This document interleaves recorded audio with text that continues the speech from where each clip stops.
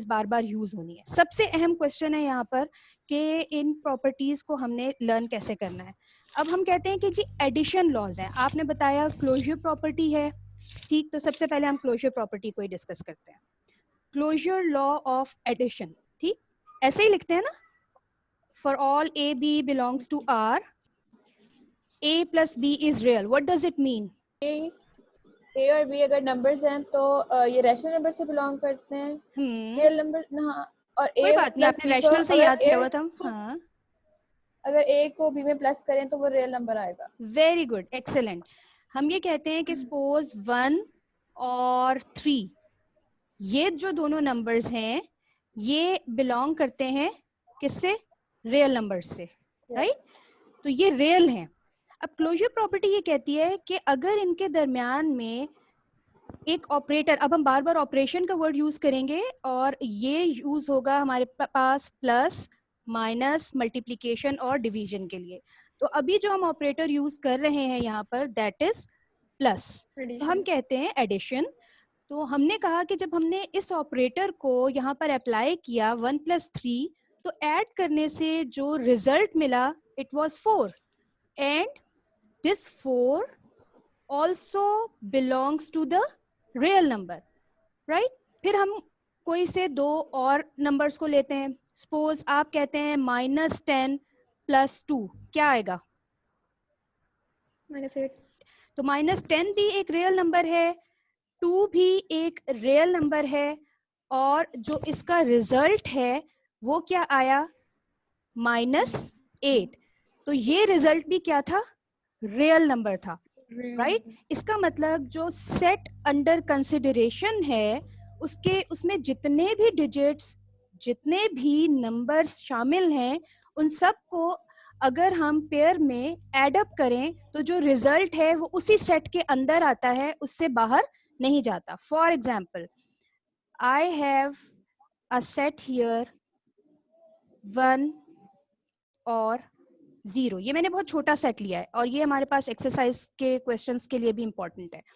तो हमने कहा कि सपोज इसको मैं एस कर देती हूँ कि ये मेरे पास सेट एस है और हमारे पास जो डिजिट्स हैं इसमें एलिमेंट्स हैं सेट के 1 और 0 हैं, but when I add 0 + 1, right, तो क्या मिलता है हमें? 1, ओके। और अगर हम 1 + 0 करते हैं तब भी 1, बट इफ आई ऐड 0 + 0, इस नंबर को इसी नंबर में ऐड करें तो क्या मिलता है? 0। क्या ये इस सेट में मौजूद है? यस, 1 भी इस सेट में मौजूद है, ठीक है, बिलोंग्स टू एस, इसको बिलोंग्स टू एस यहाँ ले जाते हैं। इसी तरह 0 also belongs to this S, but if I am going to add 1 + 1, क्या होगा? Equals to 2, ठीक है, 1 + 1 is equal to 2, but 2 doesn't belong to this set S.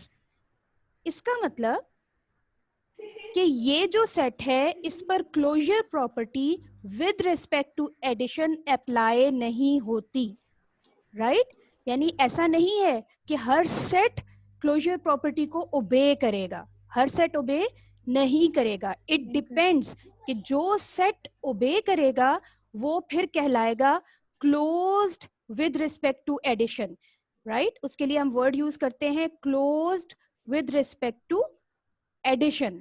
ये सेट क्लोज्ड है, क्यों क्लोज्ड है? कि जब इसके कोई से भी दो एलिमेंट्स को एड अप किया जाता है तो जो रिजल्ट हमें मिलता है वो उसी सेट के अंदर मिलता है, राइट? अब रियल नंबर तो था बहुत वास्ट सेट, सबसे बड़ा सेट, तो इसीलिए हम कोई से भी दो नंबर्स को एड अप करेंगे, हमें रिजल्ट हमेशा रियल में ही मिलेगा और उसी के अंदर जाके मिलेगा, क्लियर? लेकिन जब हमने एक स्मॉलर सेट की बात की 1 और 0 की, तो हमने देखा कि ये जो सेट है हमारे पास एडिशन के अकॉर्डिंगली ये क्लोज्ड नहीं था, राइट? क्यों नहीं था? क्योंकि इसमें 1 और 0 तो आए, रिजल्ट शामिल हुए, लेकिन एक रिजल्ट ऐसा था कि ऐसा एलिमेंट हमें मिला जो कि इस सेट से बिलोंग नहीं करता था, देयरफॉर हम कहेंगे कि this set doesn't obey closure property of addition, और this set is not close with respect to addition, right. तो अभी हम चूंकि एडिशन को डिस्कस कर रहे हैं, इसके साथ ही मैं आपको मल्टीप्लिकेशन का बता देती हूँ। अब मल्टीप्लिकेशन में क्या होना चाहिए? For all A B belongs to R, A plus B is real, तो multiply with respect to A B, ठीक है। ए बी को क्या करना चाहिए? आर से बिलोंग करना चाहिए, right. A B means product. ये एग्जाम्पल देखिए, 1 को 3 से मल्टीप्लाई करते हैं तो रिजल्ट क्या आता है? 3, ठीक है ना। 1 को 3 से मल्टीप्लाई करेंगे, रिजल्ट आएगा 3, and 3 also belongs to the real number. Now come to this set 1 0। अब हम मल्टीप्लाई करके देखते हैं। इधर हमने 0 को 1 से मल्टीप्लाई किया था। If I multiply 1 with 1, result क्या आएगा? 1। जब हम मल्टीप्लाई करेंगे 0 को 0 से, 0। If we are going to multiply 0 with 1, तो हमारे पास रिजल्ट क्या आएगा? 0। अब क्या इसमें कोई ऐसा एलिमेंट है जो इस सेट के बाहर हो? नो। कोई ऐसा एलिमेंट है जो कि इस सेट के बाहर हो? कोई एलिमेंट हमें ऐसा नहीं मिलता जो कि इस सेट के बाहर आए। तो इसका मतलब ये हुआ कि ये सेट क्लोज्ड है with respect to multiplication, okay. एक ही सेट है जो with respect to addition closed नहीं है, but with respect to multiplication ये क्लोज्ड है, राइट। क्लियर हो गई बात? इसमें कोई कंफ्यूजन? नो। कोई क्वेश्चन करना चाहते हैं? ओके, तो फिर अब हम आगे चलते हैं। इसे वर्ड आपने याद रखने हैं कि a set is closed with respect to addition, a set is not close with respect to the addition और मल्टीप्लिकेशन। पहली बात हमने क्लियर कर ली कि R is closed with respect to addition and with respect to multiplication. Okay.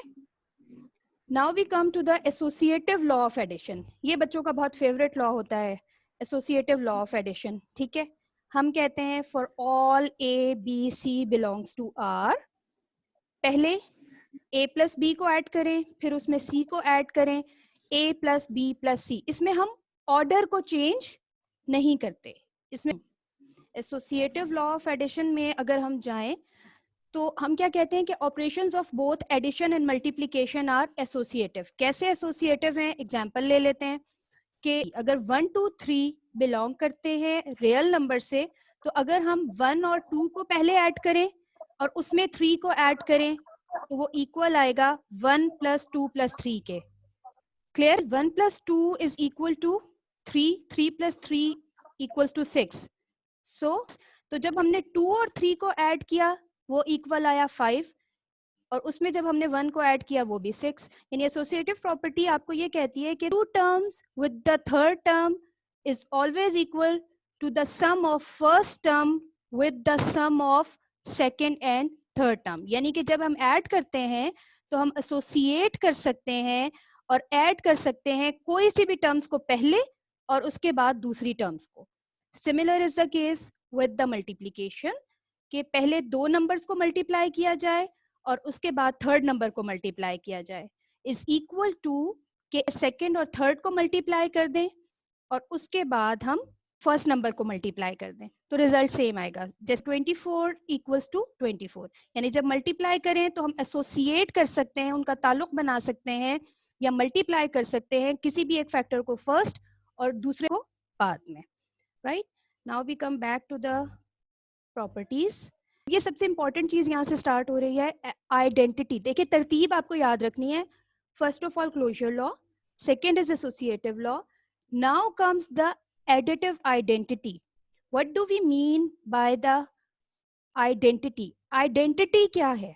What is an identity? An equation which is true for all values of x.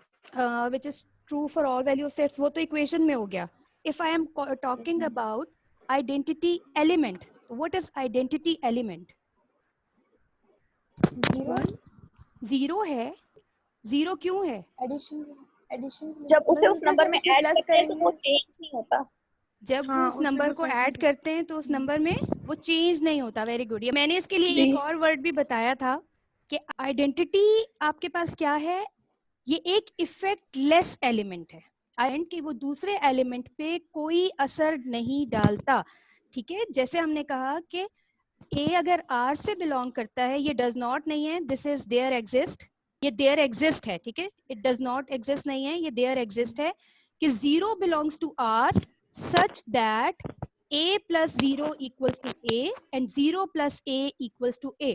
Identity element her set के लिए, हर operator के लिए different होगा। ठीक है, ये चूंकि हम एडिशन से डील कर रहे थे तो हमने वो नंबर देखना है जिसको किसी दूसरे रियल नंबर में ऐड किया जाए तो उस पे कोई फर्क ना पड़े। राइट, तो के ऐड 0 टू किसी भी नंबर में 0 ऐड करते हैं, it becomes 5 plus 0 equals to 5। और अगर हम मल्टीप्लाई करेंगे, मल्टीप्लिकेटिव आइडेंटिटी की तरफ जाएंगे, तो हमें वो नंबर ढूंढना है, उस नंबर को मल्टीप्लाई करें तो वो नंबर इट रिमेन्स सेम, उसमें कोई चेंज ना आए, तो उसको हम कहते हैं कि वो हमारे पास मल्टीप्लिकेटिव आइडेंटिटी है। फिर हम आगे जाके देखेंगे कि आइडेंटिटीज हर सेट के लिए और हर ऑपरेटर के लिए डिफरेंट होती हैं। राइट, तो एडिटिव आइडेंटिटी कौन सी आइडेंटिटी हो गई? Zero is the additive identity. हम हमेशा याद रखेंगे आइडेंटिटी यूनिक है। So for addition identity is 0 and for multiplication identity is 1।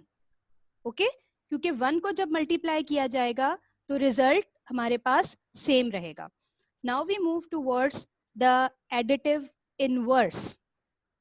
Inverse कैसा एलिमेंट है? इनवर्स आपके पास ऐसा एलिमेंट है जो कि एक एलिमेंट के इफेक्ट को कैंसिल करता है। ठीक, तो जब भी हम इनवर्स डिफाइन करेंगे we must have identity before. ठीक, जब तक आइडेंटिटी हम डिफाइन नहीं करेंगे हम इनवर्स डिफाइन नहीं कर सकते। ये क्या करता है? Cancels the effect of that number, और कैंसिल करने के लिए उसको इक्वल लेवल का होना चाहिए, उसको उसके मुकाबले का होना चाहिए। राइट, तो फिर वो कौन सा नंबर होगा जो इसके इफेक्ट को कैंसिल करेगा? वो ऐसा नंबर होगा कि for all a belongs to r there exist. ठीक है, ये देयर एग्जिस्ट का साइन है, और जब हम इस पे स्लैश लगाते हैं तो डज नॉट एग्जिस्ट। ठीक है, there exist minus a belongs to r such that कि a को माइनस a में ऐड किया जाए तो 0 आएगा। माइनस a ने इस a के इफेक्ट को कंप्लीटली कैंसिल कर दिया क्योंकि इनका मैग्नीट्यूड सेम था हमारे पास और इनके साइन अपोजिट थे। मींस कि आप 2 में अगर ऐड करते हैं -2, तो हमने नंबर लाइन पे देखा था कि इनका डिस्टेंस फ्रॉम द 0 बिल्कुल सेम है, लेकिन इनकी वैल्यूज डिफरेंट हैं। एक प्लस साइन है, एक नेगेटिव साइन है, तो इन दोनों ने क्या किया? एक दूसरे के इफेक्ट को कैंसिल किया and they gave you 0 additive identity. Additive inverse आपको रिजल्ट में एडिटिव आइडेंटिटी देगा। तो जब कोई से दो नंबर्स को ऐड किया जाए और रिजल्ट हमें मिले एडिटिव आइडेंटिटी, तो फिर हम कहेंगे कि ये एक दूसरे के एडिटिव इनवर्स हैं। सिमिलरली 2 को अगर हम मल्टीप्लाई करना चाहते हैं तो हम 2 को किस से मल्टीप्लाई करें कि हमारे पास जो रिजल्ट है वो 1 आए? 2 को किससे मल्टीप्लाई किया जाए कि रिजल्ट 1 आए? 1/2। क्या इसके अलावा कोई और नंबर ऐसा है? नो। क्यों? कि 2 से कैंसिल होगा और आपको रिजल्ट देगा 1। तो हमारे पास मल्टीप्लिकेटिव इनवर्स और एडिटिव इनवर्स की वैल्यूज मुख्तलिफ आती हैं, डिफरेंट आती हैं, लेकिन इसलिए हमें याद रखना है कि हम कौन सा ऑपरेटर यूज कर रहे हैं। अगर एडिटिव इनवर्स की बात करेंगे तो 2 का एडिटिव इनवर्स -2 है क्योंकि ये रिजल्ट में एडिटिव आइडेंटिटी देगा, और मल्टीप्लिकेशन में 2 का रेसिप्रोकल 1/2 आपके पास मौजूद है, ये इक्वल टू 1 आएगा क्योंकि इसने हमें क्या दी है? एडिटिव आइडेंटिटी दी है। Right, Yes, ma'am. Now we have closure law, associative law, identity, additive inverse. ठीक, याद रखना है कि हमेशा आइडेंटिटी कम्स फर्स्ट, उसके बाद आता है इनवर्स। अगर किसी सेट में हमारे पास आइडेंटिटी मौजूद नहीं है तो फिर हम इनवर्स को डिफाइन नहीं कर सकते। Now we come to the commutative law of addition, जो आपका बहुत फेवरेट लॉ है। Order doesn't matter. What it says, order matter नहीं करता। Commutative law says to you कि ऑर्डर मैटर नहीं करता, और आप a plus B plus A, 2 plus 3 is equal to 3 plus 2। Always 2 plus 3 हमेशा किसके इक्वल आएगा, 3 प्लस 2 के। इसी तरह 2 मल्टीप्लाइड बाय से 3 6 है, और 3 को 2 से मल्टीप्लाई करेंगे तब भी 6 है। क्लोजर लॉ और कम्यूटेटिव लॉ में डिफरेंस हमारे पास क्या है, आपके पास जो क्लोजर लॉ है वो सिर्फ ये बताता है कि 2 प्लस 3 का जो रिजल्ट है उसको उस सेट में मौजूद होना चाहिए, और कम्यूटेटिव लॉ ये बताता है कि अगर आप 2 को 3 में ऐड करें या 3 को 2 में ऐड करें, दोनों का रिजल्ट सेम आना चाहिए। ये हो गए एडिशन लॉज, और इनके साथ साथ हमने मल्टीप्लिकेशन लॉज भी कवर किए हैं। अब आपको स्टेट करने को जब भी आएगी property, state closure law of addition, तो आप हमेशा ऐसे लिखेंगे, for all A B belongs to R we have a plus B belongs to R भी लिख सकते हैं, ये नोटेशन यूज कर सकते हैं, या इज रियल भी लिख सकते हैं। Clear? So we have multiplication laws now, इसमें यही लॉज हमने रिपीट किए। नाउ यू कैन सी कि मैंने उधर 5 प्रॉपर्टीज लिखी थी, और अभी मैंने इनको मार्क किया है 6, 7, 8, 9, 10। वो 5 एडिशन लॉज हैं, ये 5 मल्टीप्लिकेशन लॉज हैं। सो क्लोजर लॉ ऑफ मल्टीप्लिकेशन, इसको अभी हम देख चुके। एलिमेंट्स आर के हैं तो इनका प्रोडक्ट भी आर में आएगा। एसोसिएटिव लॉ में आपके पास first product of first 2 numbers with the third number equals to product of second and third number with the first one are equal. Multiplicative identity, identity is always unique, and for multiplication one is multiplicative identity. Multiplicative inverse क्या है कि a अगर r से belong करता है, ये भी exist है, where 1 over a belongs to r, जिसको हम sometimes a inverse भी लिखते हैं। We write it as a inverse, okay? a inverse minus और उसके साथ ये 1। सो मल्टीप्लिकेटिव इनवर्स ये हो गया। अब commutative law of multiplication, order doesn't matter, A B is equal to B A, ये 10 प्रॉपर्टीज हो गई। Closure, associative, multiplicative identity, multiplicative inverse, commutative, या क्लोजर, एसोसिएटिव, आइडेंटिटी, इनवर्स और कम्यूटेटिव। 5 एडिशन की, 5 मल्टीप्लिकेशन की, ये हुई 10। और उसके बाद लास्ट में हम आते हैं distributive law of multiplication over addition. ठीक है, डिस्ट्रीब्यूटिव लॉ आपको क्या कहता है कि for all A B C belongs to R, ये ऐसा लॉ है, इसको हमने सेपरेट रखा है कि इसमें एडिशन और मल्टीप्लिकेशन दोनों इन्वॉल्व है। ये लॉ हम कब यूज करते हैं, जब हम किसी सम को किसी थर्ड नंबर से मल्टीप्लाई करना चाहते हैं। आपसे ये कहता है कि a को b से मल्टीप्लाई करेंगे हम पहले, और जो इनका दरमियान में ऑपरेटर है साइन, वो यहाँ पर आएगा प्लस, और उसके बाद आप क्या करेंगे, a को c से मल्टीप्लाई करेंगे, और यहाँ पर क्या आएगा, AC। ये आपका प्रोडक्ट रूल है जो कि आप हमेशा अलजेब्रा में भी यूज करते हैं, यूजुअली भी यूज करते हैं। अब एक और चीज हमने यहाँ पे लिखी है, लेफ्ट डिस्ट्रीब्यूटिव लॉ। क्यों? क्योंकि आपने ऑर्डर का ख्याल रखना है। सेकंड चैप्टर करेंगे तो ऑर्डर का हमें ख्याल रखना होगा। ए को पहले लिखा और लेफ्ट साइड से मल्टीप्लाई किया तो ये लेफ्ट डिस्ट्रीब्यूटिव लॉ है। और अगर हमने ए और बी को ऐड करके